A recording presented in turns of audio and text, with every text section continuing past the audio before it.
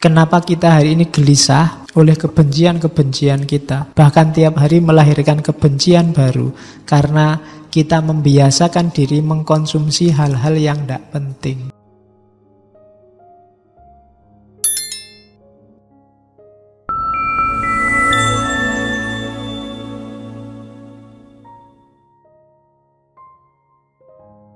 Assalamualaikum warahmatullahi wabarakatuh.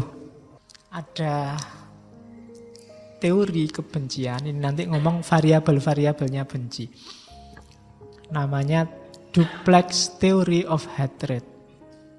Yang punya teori Steinberg dari buku Psychology of Hate.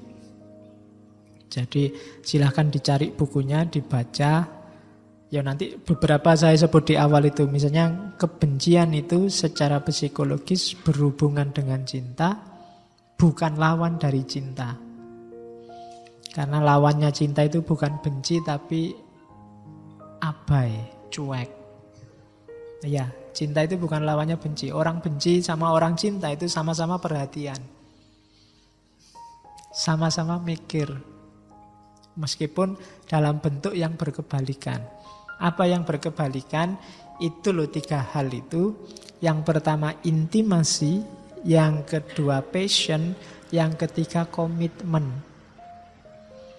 Orang yang benci itu berarti intimasinya lenyap, passionnya lenyap, komitmennya lenyap. Kebalikannya kalau orang yang cinta itu dia intim, passion, dan komitmen. Hilang salah satu yang ada kebencian. Kalau intimasinya hilang, nggak dekat lagi, yang lahir enggan, males ketemu. Kalau ketemu mesti gegeran, sudah muak, sudah sebel, nah itu intimasinya hilang. Itu tanda-tanda benci pasti. Atau passionnya hilang.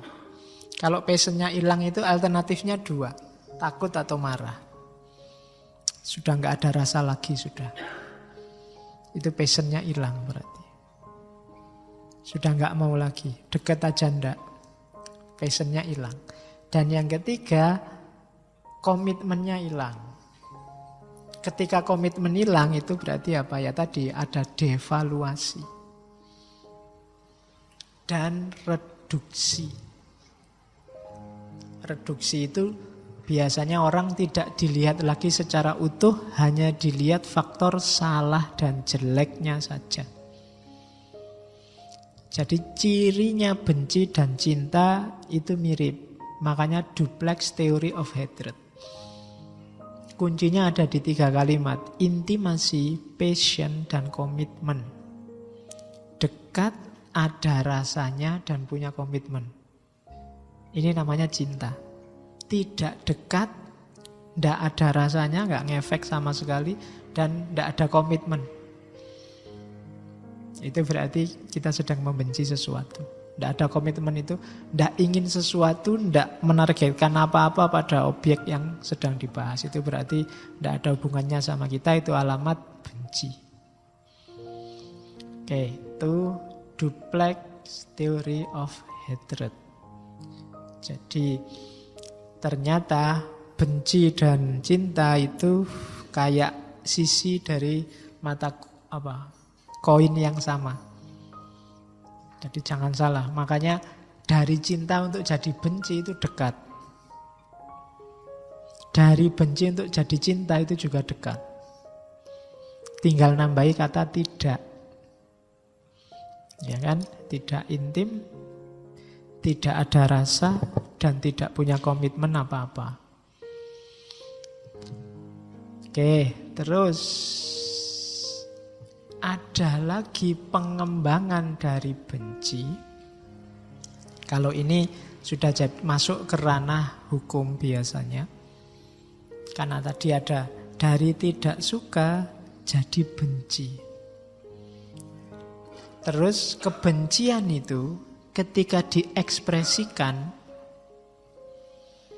dan ekspresinya dalam wilayah yang melanggar hukum, itulah namanya hate crime. tindakan kejahatan terhadap orang, properti, organisasi yang dasarnya benci. Biasanya didasarkan pada identifikasi asal-usulnya. Dasarnya prasangka. Kayak tadi loh. Oh, kalau kelompok ini itu mesti sesat. Kita basmi saja. Pembasmian itu namanya hate crime. Oh, kalau kelompok itu sukanya bid'ah itu. Harus kita musnahkan, itu namanya hate crime. Kita pukuli saja, itu hate crime. Kejahatan yang didasarkan pada kebencian, asal-usul. Itu hate crime. Ada beberapa teori tentang hate crime. Yang pertama, strain teori. Ini gampang. Kalau strain teori itu, kenapa orang benci pada kelompok yang lain? Itu karena orang merasa terancam stabilitas sosial, ekonomi, politiknya. Strain itu artinya ketegangan. Teori ketegangan. Jadi sebenarnya kata teori ini, orang itu tidak membenci orangnya, tidak membenci kelompoknya, tidak membenci grupnya. Cuma dia khawatir dan takut kemapanan ekonomi, kemapanan sosial, kemapanan politiknya terganggu. Contohnya, saya kasih contoh yang orang Afrika yang di Amerika, Afro-Amerika. Itu kan dulu mereka pendatang. Awalnya budak. Sampai hari ini mereka sering sekali mengalami diskriminasi oleh mayoritas. Sebenarnya loh, orang Amerika plural gitu loh, kok masih bisa diskriminasi. Karena memang bukan bedanya yang bikin mereka benci, tapi ketakutan bahwa jangan-jangan orang-orang ini nanti merebut sumber daya, merebut kemapanan, stabilitas ekonomi yang sekarang saya rasakan. Kita sudah enak-enak ya sekarang. Nanti kalau mereka datang, jangan-jangan pos-pos penting ditempati oleh mereka. Itu takut. Kita sekarang yang mayoritas ya, kalau kita biarkan yang minoritas berkembang, jangan-jangan posisi kita terancam nanti. Kayak zaman Nabi dulu loh. Nabi itu dulu awalnya kan minoritas di kalangan masyarakat Arab. Para kafir Quraisy itu sebenarnya tahu yang dibawa Muhammad itu kemungkinan benar memang. Cuma kalau tak terima minoritas Muhammad dan para sahabatnya, jangan-jangan kemapanan ekonomi kita, kemapanan politik sosial kita terusi oleh kehadiran Muhammad. Kita nanti nggak jadi pionir lagi, nggak jadi orang besar lagi, nggak jadi tokoh lagi. Itu namanya strain teori, teori ketegangan. Takut kalau yang minoritas ini mengganggu stabilitas yang mayoritas. Ya contohnya banyak, kalian bisa ngambil contoh macam-macam. Namanya strain teori. Jadi kekhawatiran minoritas, kekhawatiran mayoritas kalau yang minoritas mengganggu stabilitas kemapanan mereka. Itu namanya strain teori. Contohnya banyak hari ini, tinggal kamu ganti variabel-variabelnya. Oke, terus teori kedua. Yang kedua namanya teori doing difference. Teori doing difference ini nggak melihat kepentingan lagi, tapi melihat perbedaan. Jadi kalau tadi yang dianggap mengancam itu kan urusan kepentingan ekonomi sosial. Kalau di yang kedua ini urusan identitas. Biasanya dalam sebuah masyarakat itu ada namanya in-group. In-group itu grup kita, identitas kita. Misalnya sepowes, yang NU atau yang Muhammadiyah itu kan punya in-group sendiri ya, yang kelompok NU atau yang kelompok Muhammadiyah. Biasanya punya ciri-ciri sendiri. Nah, doing different ini mereka akan takut kalau ada inovasi baru yang berbeda dengan identitas yang lama. Pokoknya ya, kita kan grupnya contoh paling gampang ya, misalnya teman-teman NU, cirinya tahlil, kunut, yang Muhammadiyah cirinya apa ya, susah aku boleh. Pokoknya itulah, itu ciri-ciri in group.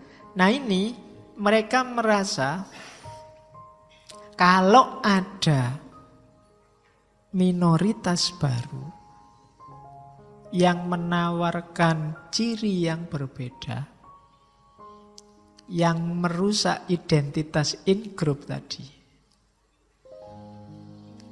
dari situ lahir kebencian. Apa yang dibenci? Rusaknya identitas in group tadi.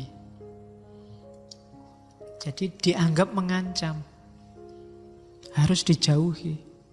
Mereka itu sesat. Kenapa sesat? Tidak sama dengan ciri-ciri kita. Ciri-ciri kita itu kan ini, bla bla bla bla. Karena mereka tidak sama dengan kita, maka mereka sesat. Harus dibenci, dijauhi, syukur-syukur dimusnahkan. Itu in group. Teori namanya doing difference. Lihat perbedaannya. Jadi ada teori strain, teori ketegangan, ada teori doing different. Siapa ngerti ada yang mau bikin tesis, apa skripsi, apa disertasi tentang kasus-kasus mayoritas, minoritas, dan kebencian.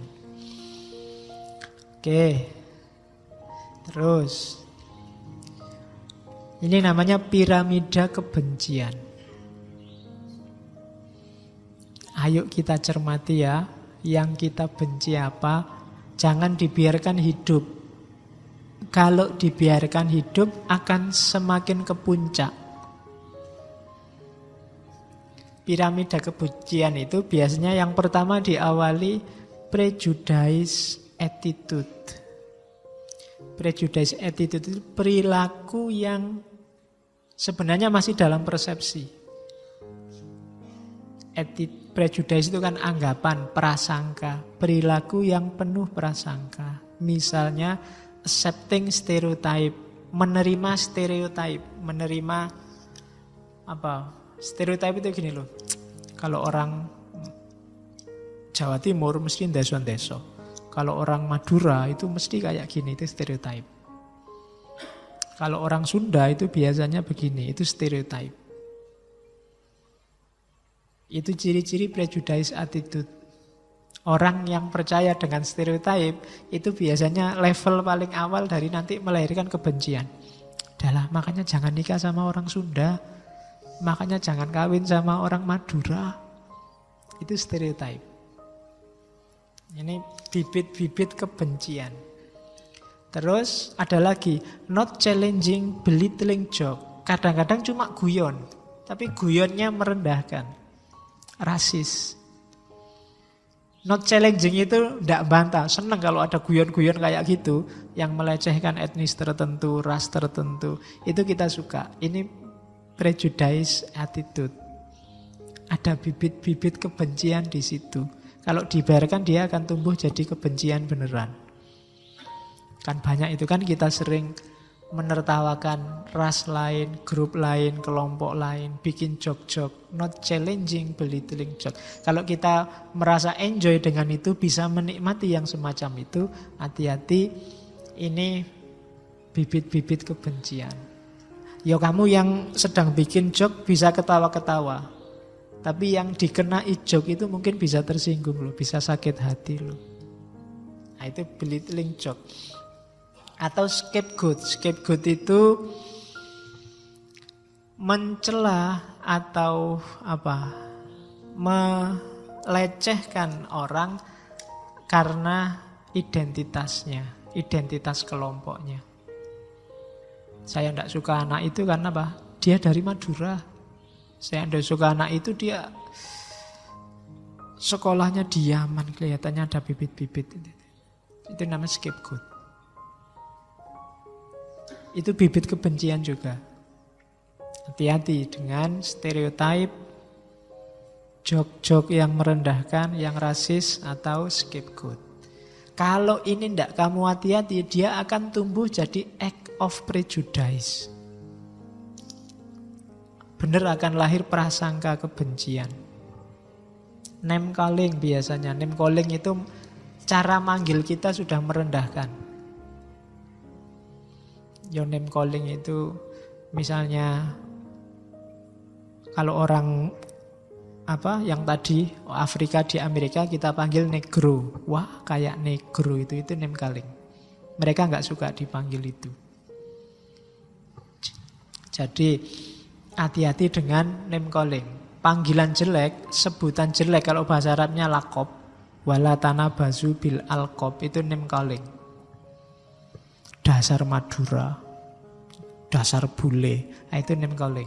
Menunjukkan ada kebencian. Atau ridicule. Ridicule itu melecehkan. Atau social avoidance. Kita menghindar. Alah, ndak kumpul teman-teman yang kayak gitu, ndak kumpul anak dari grup sana, ndak kumpul orang-orang yang dari kelompok situ. Itu namanya social avoidance. Menunjukkan ada kebencian. Atau telling, belittling jokes. Kalau tadi kita dengerin dan suka jok-jok yang melecehkan, sekarang kita sendiri yang bikin jok-jok itu. Kita sendiri yang dagelnya sangat rasis. Itu act of prejudice. Hati-hati. Dan social exclusion. Ada tadi kalau social avoidance itu kita yang menghindar. Kalau social exclusion itu kita yang ngusir mereka. Saya mau Pak ngaji ini, tapi kalau kemasukan orang-orang kulit hitam itu saya mending tidak ngaji. Itu social avoidance. Tapi kalau ada anak-anak hitam-hitam itu ngaji, saya usir Pak. Itu social exclusion. Itu menunjukkan level kedua dari kebencian. Kalau sudah masuk level kedua dan kita biarkan, pada akhirnya akan masuk ke level ketiga, discrimination. Lahir diskriminasi. Kalau diskriminasi kita biarkan, pada akhirnya lahir violence, kekerasan. Lewat kata-kata, lewat perbuatan. Kalau ini dibiarkan terus-menerus, pada puncaknya kebencian adalah pemusnahan. Kita singkirkan mereka, kita musnahkan semua yang kita benci. Perang. Habis-habisan. Itu piramida kebencian. Jadi hati-hati dengan ciri-ciri ini. Kalau ingin dunia ini tentram, jangan ada kebencian. Karena kalau kita pelihara, kebencian tadi kan dipelihara, dia akan semakin naik kelas, dan akan melahirkan bencana. Paling tidak bencana kemanusiaan. Semua kasus hari ini yang ada konotasi genosida, itu awalnya adalah kebencian. Dan itu sejak dulu, termasuk ketika Hitler ingin menghabisi semua orang Yahudi. Atau sekarang konflik Yahudi-Palestina. Atau beberapa negara dulu. Itu genosida. Oke. Media sosial sedikit ya. Medsos dan kebencian. Hari ini kita banyak bingung ini. Ada beberapa teori, silahkan nanti yang suka, silahkan lacak teori itu. Ada teori Groundwell. Teori Groundwell itu yang pertama ini bahwa ada tren sosial biasanya orang itu lebih suka mencari kebutuhannya, termasuk kebutuhan informasi, tidak dari sumber asli, tidak dari produsennya dalam tanda petik, tapi dari teman yang dia percaya. Itu yang bikin orang kemudian cenderung terisolasi dalam kelompoknya. Karena yang dia percaya biasanya ya orang-orang dari kelompoknya itu. Itu yang bikin mungkin hari ini kalian geleng-geleng kepala. Ini orang sudah bodoh, dijelaskan gak mau. Jelas-jelas fitnah tapi diluruskan gak mau. Karena yang meluruskan kamu, orang yang di luar kelompoknya. Hari ini orang itu yang dipercaya apa? Orang yang ada dalam kelompoknya. Dari situ nanti lahir istilah namanya cyber ghetto. Ghetto itu kayak semacam pondok, semacam apa, kalau hari ini ya pondok. Kalau dulu padepokan. Padepokan cyber. Padepokan cyber itu santri-santrinya ya kelompoknya sendiri semua. Sehingga lahir namanya echo chamber. Echo chamber itu ruang gema. Jadi ruang gema itu kayak di masjid ini kalau saya ngomong itu yang mantul suaraku sendiri. Jadi yang selalu didengarkan itu yang senada, suaranya sendiri. Suaranya orang lain tidak akan bisa masuk. Saling menasehati tidak mungkin. Kecuali yang nasihati orang dari kelompoknya sendiri. Itu loh. Makanya ada istilah filter bubble. Dan mental semacam ini dipahami benar oleh mesin pencari di internet, di dunia maya. Itu namanya filter bubble. Akhirnya apa? Google itu sangat ngerti seleramu apa. YouTube itu sangat tahu seleramu apa. Sehingga begitu kamu masuk, kamu akan disuguhi situs-situs, alamat-alamat yang cocok sama seleramu. Kalau nggak percaya coba aja. Bukalah YouTube. Yang biasanya buka web apa, video apa, kamu akan ditawari sekian banyak video senada dengan yang kamu cari sebelumnya. Sama, Kak, Google juga begitu. Kamu biasanya surfing apa? Kamu akan ditawari alamat-alamat situs yang mirip kayak yang biasa kamu surfing, kamu stalking. Itu namanya filter bubble. Akhirnya apa? Orang seolah-olah dengan internet itu wawasannya semakin luas, tapi enggak. Sebenarnya sebaliknya, dia semakin sempit. Ilmunya numpuk, tapi satu style. Ilmunya enggak tambah. Jadi dia selalu dapat justifikasi baru, pembenaran baru atas ideologinya. Karena oleh mesin pencari, dia selalu ditawari yang sama kayak yang dia baca selama ini. Itu namanya filter bubble. Maka kamu jangan heran kalau hari ini situasinya jadi semacam ini. Orang radikal kalau internetan akan jadi semakin radikal, yang liberal juga akan jadi semakin liberal. Kenapa? Karena ada cyber ghetto, ada echo chamber, dan ada filter bubble. Nah, itu situasi hari ini itu. Makanya jangan kaget. Kalau sudah ngerti cirinya semacam ini, maka berjuanglah untuk tidak sempit. Jangan mengharamkan diri untuk membaca perspektif yang alternatif. Karena di antara kecenderungan manusia itu dia hanya baca yang cocok sama karepnya. Yang beda sama karepnya tidak akan dibaca. Yang setuju tahlil, tiap hari mati-matian nyari dalil bahwa tahlil itu boleh dan sunnah. Yang anti tahlil tiap hari disuguhi data bahwa tahlil itu bid'ah. Itu wate'e dunia maya. Maka kalian harus hati-hati. Oke. Kurang sedikit. Sudah ya, saya kira itu. Terakhir tak kasih ayat-ayat, cuma ini ayat-ayat sopo ngerti kamu besok ceramah yang ada hubungannya sama kebencian. Kamu baca sendiri ya. Al-Maidah, Al-Hujurat. Yang terakhir itu untuk yang medsos tadi, menurut saya bagus.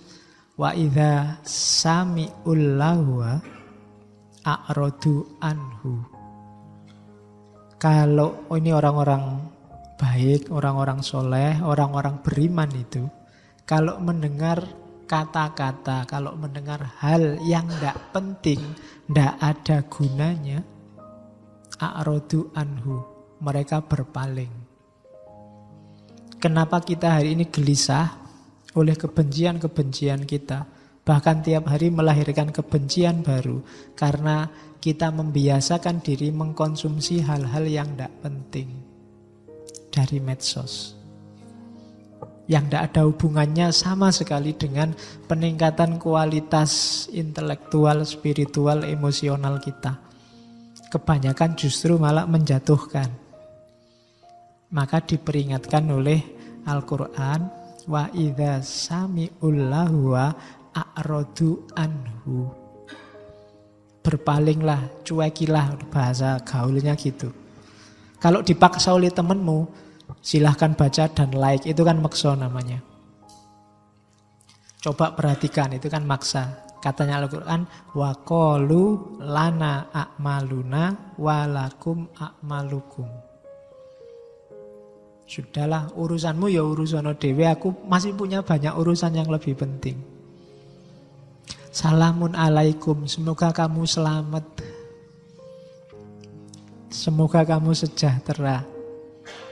Lanab tahil jahilin, kita tidak ikut-ikutan sama orang-orang bodoh. Nah, jadi ayat ini kamu copy. Kalau dapat postingan aneh-aneh, dapat hoak merajalela, kamu jawabnya pakai ini. Wa idza sami'ul lahwa a'radu anhu wa qalu lana a'maluna walakum a'malukum. Salamun alaikum lanabtaghil jahilin. Ya paling enggak nanti entah kamu ada di grup mana, semakin banyak ini kan paling enggak kamu ngaji seayat daripada membaca hoak. Bikin sumpek. Yang atas banyak. Hadis juga banyak. Ini bahanmu ceramah kalau besok sawalan apa ngomong tentang kebencian. Ya kan? Oke. Itu Nabi sejak awal sudah memperingatkan. Kan banyak hadis yang bilang bahwa la tu'minu hatta tahabbu. Kita itu belum benar-benar beriman sampai kita saling mencintai. Jadi kalau hari ini kita gegeran, berarti kita semua imannya masih belum utuh. Hari ini kita masih saling benci, berarti iman kita belum utuh. Karena la tu'minu hatta tahabbu. Kalian belum disebut beriman sampai saling mencintai. Dan sudah diramalkan oleh Nabi itu kan. Saya baca yang misalnya yang kedua. Tabailaikum da'ul umami qoblakum. Perlahan-lahan akan datang padamu penyakitnya umat-umat terdahulu. Yaitu al-hasadu wal-baghdha'u. Rasa dengki dan kebencian. Lama-lama akan merajalela dan sudah diramalkan oleh Nabi dan sekarang kelihatan. Sudah daba ilaikum. Dan wal baghdha'u hiyal haliko. Dan kebencian itulah nanti yang akan memutus, mencukur. Halikotud din, la halikotus sya'r. Memutus agama, bukan memutus rambut. Oh, itu mungkin ini Nabi setengah agak guyon ya. Bahwa kebencian itu akan memutus agama loh ya, bukan mutus rambut maksudnya. Diinget-inget itu katanya Nabi. Jadi besok Islam itu akan habis, akan putus gara-gara kebencian kita.